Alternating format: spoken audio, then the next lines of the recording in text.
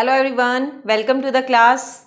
In the previous video, we have discussed about error in measurement, and today we will discuss the further topic, that is absolute error. But before going to that topic, I am trying to revise the previous section that we have discussed three types of error. First is systematic error, second is random error and third is gross error. तो उस video में हमने तीन type के error को देखा था जो नॉर्मली जब हम प्रैक्टिकल में परफॉर्म कर रहे होते हैं तो उस टाइम पे जो बेसिक जो थ्री टाइप्स के एरर हमें फेस करने पड़ते हैं वो हमारे पास होते हैं. First systematic error, second is random error and third one is gross error.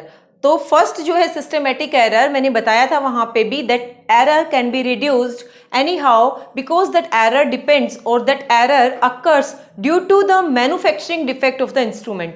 Like कि अगर हमारा इंस्ट्रूमेंट ही कहीं डिफेक्टिव है और उसकी वजह से जो error during the experiment generate हुआ है वो हमें सिस्टमैटिक एरर में कंसीडर करना पड़ता है. और उसको हम अगर मैन्युफैक्चरिंग डिफेक्ट हम पकड़ लेते हैं कि कहाँ प्रॉब्लम है तो we can minimise that kind of error.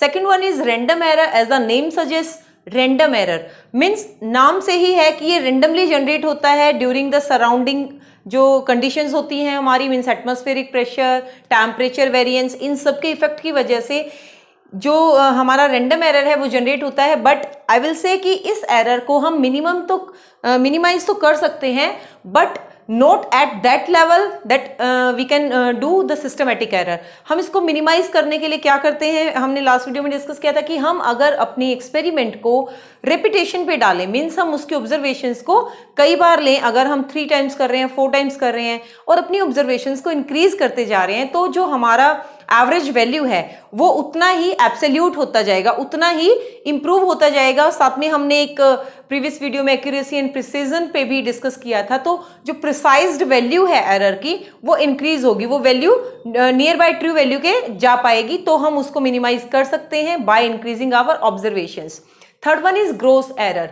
Gross error में क्या है, दिस एरर डिपेंड्स ऑन और this error occurs due to the share of carelessness. Means हमारा पर्सनल फैक्टर है, हम रीडिंग गलत ले रहे हैं, दैट डिपेंड करता है कि हम जब एक्सपेरिमेंट के टाइम पे हमने कोई रीडिंग को ही गलत लिया है तो जब एरर जनरेट हुआ तो उसको हम ग्रोस एरर में कंसीडर करते हैं. तो अगर हम बहुत केयरफुली एक्सपेरिमेंट परफॉर्म करते हैं तो इस एरर को भी मिनिमाइज किया जा सकता है. अब हम जब नेक्स्ट हमने डिस्कस किया था कि अब हम इसके बाद न्यूमेरिकल पोर्शन पर जाने वाले हैं कि जो एरर से हम किस टाइप से क्वेश्चंस को सोल्व करते हैं.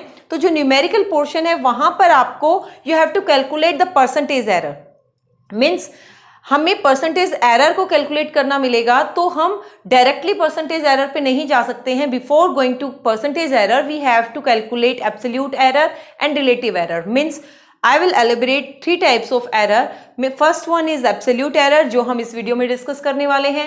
उसके बाद हमें उसका मीन वैल्यू, मीन एब्सोल्यूट निकालना होता है. Then we will go to relative error जिसको हम फ्रैक्शनल एरर भी बोलते हैं. And last one after relative error हम परसेंटेज एरर कैलकुलेट करते हैं. तो हम इस तरीके से अपने न्यूमेरिकल पोर्शन को सोल्व करते हैं. जो परसेंटेज एरर की बात मैंने की, वो जो परसेंटेज एरर है जनरली हम जब भी कोई एक्सपेरिमेंट परफॉर्म करते हैं लेबोरेटरी में तो जब हमें रिजल्ट निकालना होता है, when we are performing an experiment in the laboratory and we have to calculate the result, तो हमें सजेशन दिया जाता है कि आप साथ में इसके लिखें कि आप परसेंटेज एरर कितना कैलकुलेट कर रहे हैं. मीन्स हमको हमारी जो ऑब्जर्वेशंस होती हैं वो हमेशा ट्रू वैल्यू के साथ मैच नहीं करती हैं, उनमें एरर रहता है. तो वो किस परसेंटेज तक गया, 50%, 30%, 40, मीन्स हम एब्सोल्यूट वैल्यू के, ट्रू वैल्यू के कितना नियर बाय तक हम एक्सपेरिमेंट को परफॉर्म कर पाए हैं वो डिपेंड करता है हमारी परसेंटेज एरर पे. तो हमें हमेशा सजेशन दिया जाता है from the sides of teachers and instructors की हाँ आप इसको परसेंटेज एरर को साथ में लिखें. तो वो जो परफॉर्मेंस होती है during any kind of experiment, तो उसके लिए हमें बहुत सारी ऑब्जर्वेशंस लेनी होती है एक्सपेरिमेंट में. उसके बाद हम ये 3 स्टेप करते हैं जिसमें हम एब्सोल्यूट एरर, उसके बाद रिलेटिव एरर, उसके बाद हम परसेंटेज एरर कैलकुलेट करते हैं. तो जो फर्स्ट पार्ट है एब्सोल्यूट एरर जिसको हम आज यहाँ डिस्कस करने वाले हैं उसको हम सबसे पहले स्टार्ट करेंगे कि how we will calculate absolute error during the experiment. सबसे पहले मैं इसको आपको डिफाइन बताती हूँ कि हम सिंपल इसको डेफिनेशन के लिए हम इसको कैसे एक्सप्लेन करेंगे. Absolute error in the measurement of a physical quantity is the magnitude of difference between the true value and individual measured value of the quantity. Means it is the difference between true value, it is the difference between true value and individual measured value. आप इससे क्या समझ रहे हैं कि जो absolute निकालने वाले हैं वहां हमें दो टाइप की वैल्यूज मिलेंगी. एक हमारे पास ट्रू वैल्यू रहेगी, दूसरी एक इंडिविजुअल मेजर्ड वैल्यू रहेगी. वहां से दोनों का जो डिफरेंस होगा वहां से हमें एब्सोल्यूट मिलेगा. तो इसको सिंपली आप समझने की कोशिश करें. इसके लिए मैं लेट्स डिस्कस एन एग्जाम्पल कि we are performing an experiment in the lab and the experiment is based on, you can take any kind of example. I will take refractive index. You can say कि हम एक refractive index के behalf पे कोई experiment perform कर रहे हैं और refractive index की हमने 5 observations ली. जब हमने refractive index को calculate किया तो we will get 5 observations during the experiment. तो जो 5 observations हमें मिली हैं different refractive index की, उन 5 का अगर हम average ले लें, यानी 5 का हम एक एवरेज वैल्यू निकाल लें और उस एवरेज वैल्यू को, जिसको हम अरिथमेटिक मीन भी बोलते हैं, उस एवरेज वैल्यू को हम as a true value consider करें, तो वो जो ट्रू वैल्यू मिली हमें और जो 5 ऑब्जर्वेशन हमने अलग अलग ली है, यानी जो 5 ऑब्जर्वेशन हमारी थी उसका और जो ट्रू वैल्यू हमें मिली है एक अरिथमेटिक मीन के को सॉल्व करके जो हमें एक ट्रू वैल्यू मिली है, अगर हम उन दोनों का डिफरेंस लेंगे इंडिविजुअली तो हमें वहां से एब्सोल्यूट वैल्यू मिलती है, एब्सोल्यूट एरर की वैल्यू मिलती है. तो इसको डिस्कस करने से पहले इसको मैं एज एन एग्जांपल आपके सामने एक्सप्लेन करती हूँ. Let's do it. Sometimes it happens कि आपको एक्सपेरिमेंट में गिवन है स्टैंडर्ड वैल्यू, जिसको हम ट्रू वैल्यू बोलते हैं, कि आपको गिवन है, जैसे अभी हमने डिस्कस किया कि we are performing experiment regarding refractive index. तो रिफ्रैक्टिव इंडेक्स अगर मैंने किसी चीज के लिए 1.51 कंसीडर किया है, मान लिया कि वी कैन सपोज कि refractive index of glass, we are performing an experiment based on refractive index and given value of refractive index of any kind of glass is 1.51. This is the standard value and it is given in the question. Experiment का जो statement है हमें उसमें इसको 1.51 को already given है ये value.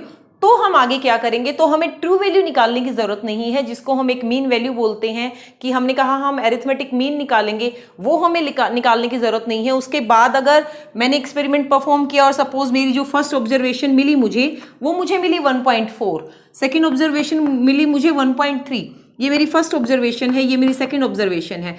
तो अगर मैं फर्स्ट ऑब्जर्वेशन की बात करूं कि हम एब्सोल्यूट कहां से लेंगे, जब हमें जो क्वेश्चन है हमारा स्टेटमेंट है उसी में हमें एक स्टैंडर्ड वैल्यू गिवन है. तो जो स्टैंडर्ड वैल्यू हमें गिवन है इसमें इन द एक्सपेरिमेंट, तो अब मैं इस स्टैंडर्ड वैल्यू से 1.51 से मैं अगर इसको, ये हम कंसिडर करेंगे 1.41 है, 1.31 है, तो ये जो वैल्यू है मेरी 1.41, अगर मैं इसको डिफरेंस लूं तो मेरे पास मुझे मिलता है 0.1. ये वाली वैल्यू जो मुझे मिली 0.1, ये मेरा एक एब्सोल्यूट एरर है for first observation.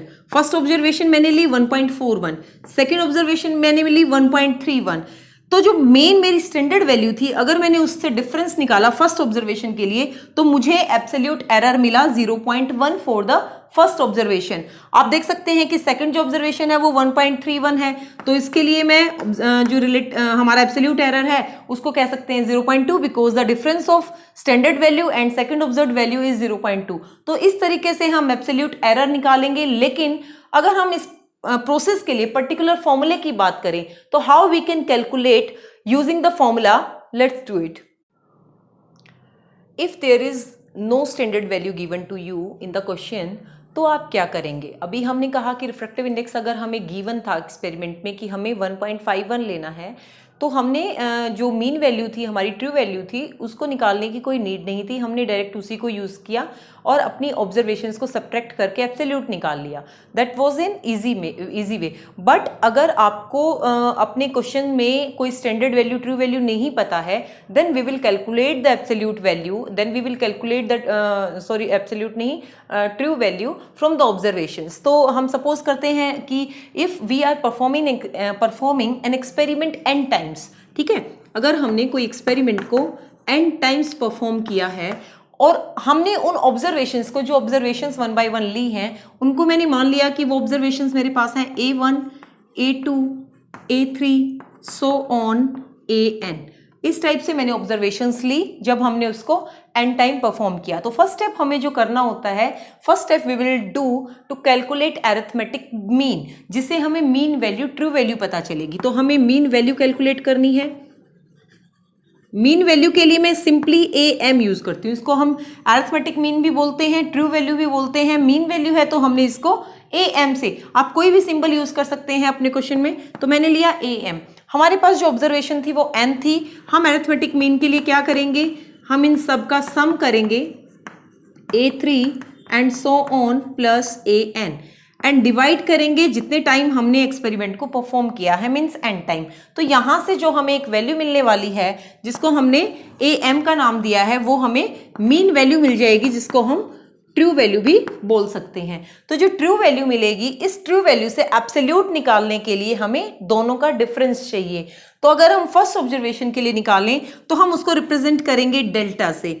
This is the symbol for absolute. Delta error जो है डेल्टा A1, फर्स्ट ऑब्जर्वेशन में मुझे क्या मिला है एरर, वो मैं जो निकालूंगी वो करना है मुझे difference of arithmetic mean and observed value.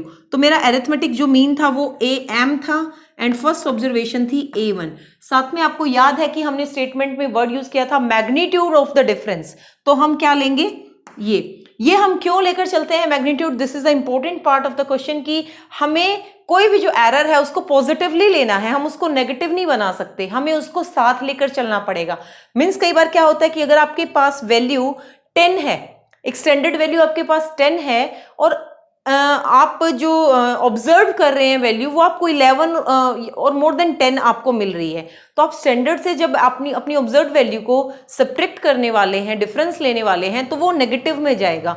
लेकिन हम नेगेटिव को डिनाई नहीं कर सकते, बिकॉज एरर है तो हम इसको साथ में लेकर चलेंगे। तो एरर को हमेशा हम पॉजिटिव ही लेकर चलते हैं। तो हमें मैग्नीट्यूड लेना होता है, जो हमें जिस भी टाइप का एरर मिलने वाला है, पॉजिटिव नेगेटिव, उसको ऑलरेडी वो पॉजिटिव ही बना देगा। तो हमें एक मैग्नीट्यूड वैल्यू चाहिए होती है। तो ये हमें मिला absolute error in first observation.